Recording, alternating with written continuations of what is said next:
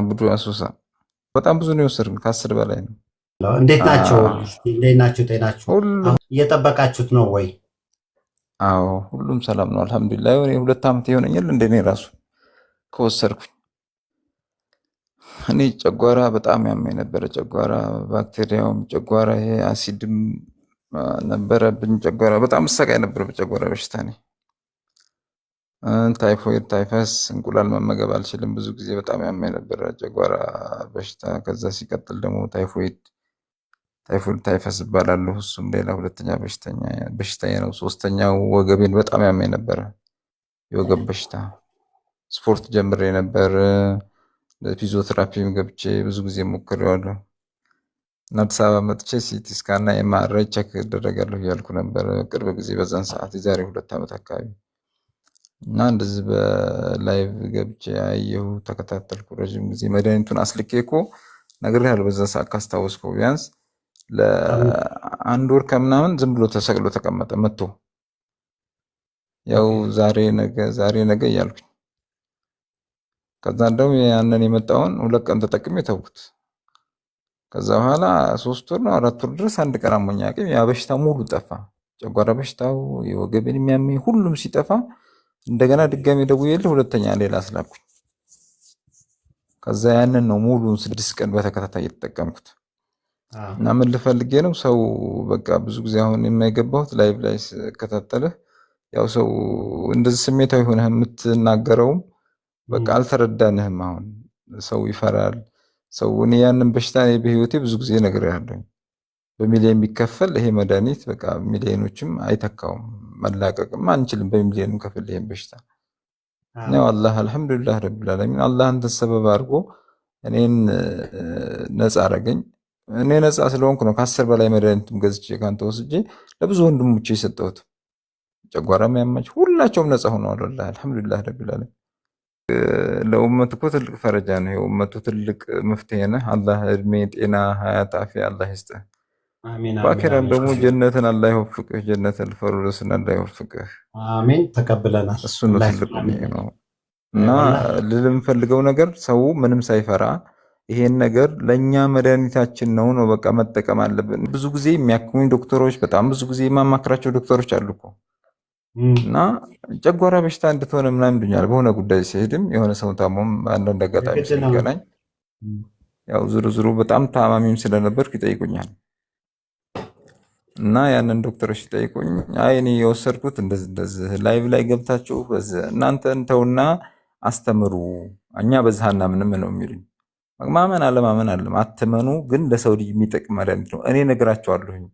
እኔ ከኔ ቀርቶ ከ10 ሰው በላይ አምጥቼ ብዙ ሰው ተፈውሶበታል። ይሄ መድኃኒት ጉዳት አለው ወይ ሳይድ ኢፌክት ያለው ወይ እስኪ አስረዳኝ። ይሄ ነገር የሚወሰድ በፊንጢጣ ነው። በፊንጢጣ ተወስዶ ገባ፣ ለብ ያለ ውሃ ነው። ሙሉ እዛ ውስጥ ያለውን ቆሻሻ የሚያወጣው ቆሻሻ ብትጠቀሙት እናንተ እደሰታለሁ በእናንተ ነው።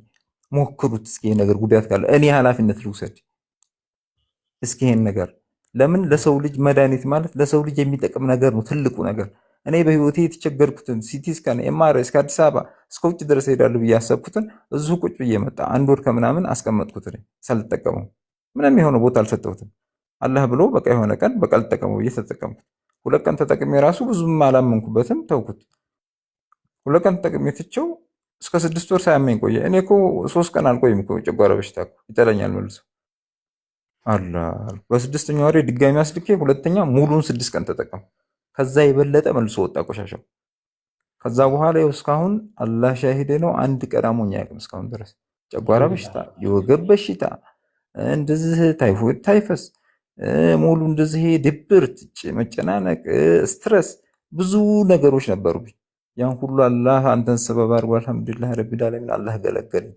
ግን ሐኪም ቤትን ቢያንስ በቃ ሰው እስኪ ይሞክረው፣ ምንድነው ጉዳቱ? እኛ ተፈውሰንበታል አልሐምዱሊላህ ረቢል ዓለሚን። ከዚህ ችግር ሰው ጨጓራ ያለበት ሰው፣ ይሄ ድብርት ያለበት፣ ይሄ ሲቀጥል ደግሞ እንደዚህ ወገብ በሽታ ያለበት፣ እግሬን አመመኝ እንደዚህ አይነት ነገር የሚሉ እንደዚህ አይነት በሽታዎች ሰው ተሸክሞ ውስጥ ያለውን ቆሻሻ እንዴት ሰው አያውቅም?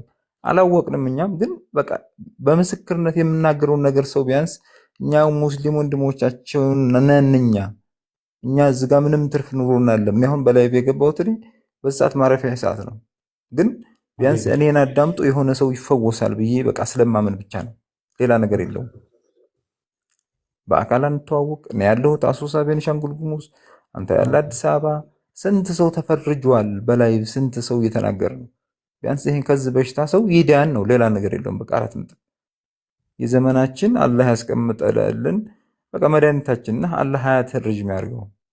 የጀነትም አላህ በጀነትም አላህ ያምሻብሻል።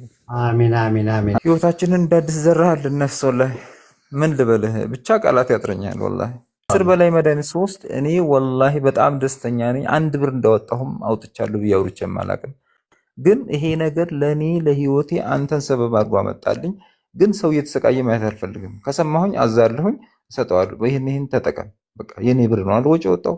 በቃ ዱአ አድርግልኝ። አለቀ፣ ጨረሱ፣ አልፋለሁ። አላህ ይሄን ነገር አገራልኝ፣ አንተ ጋር አገናኘኝ። እንደዚህ የሆነ ጓደኛዬ ነው እንደዚህ አወራኝ፣ እንደዚህ ነው ብሎ በላይቭ እንደዚህ አላለኝ። ገባሁ እኔ አየሁኝ፣ አዘዝኩኝ። አዝጆ መጥቶ እንደነገርኩ ወር ከምናምን ተቀመጠ ተሰቅሎ ቁጭ ሳልጠቀሙ መድኃኒቴን ቤት ያስቀምጬ። አላህ አላለውም፣ አላህ ሲለው ግን ተጠቀምኩት። ተጠቀምከው። በትክክል አመሰግናለሁ። ተኛልኝ ወንድሜ። አላህ ያክብር። መርሐባ ሐቢቢ ኸይር። አላህ ሀያት፣ እድሜ፣ ጤና፣ አፍያ ጀነተል ፊርደውስን አላህ ይወፍቅህ። ኸይረ በቃ አሚን አሚን። አላህ ያክብርልን። መርሐባ ሐቢቢ። እሺ